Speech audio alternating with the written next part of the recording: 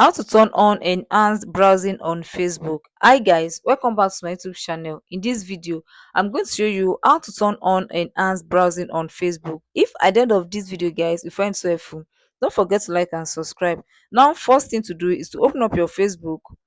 When you open up your Facebook guys, go ahead and click on this menu. This is your profile picture here. Then from there guys, scroll up until you get to settings and privacy. Click on settings and privacy. Under these settings and privacies guys, just scroll up until you get to settings. Click on settings. When you click on settings guys, it will bring you to this page. Just scroll up until you get to browser.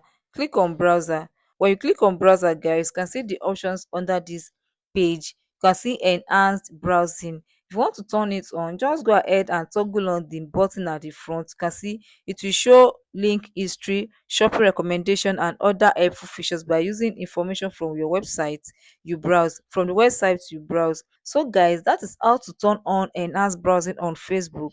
You find this video so helpful, don't forget to like and subscribe, give it a thumbs up, and turn your notification bell for more updates so that you'll be notified whenever I drop my video.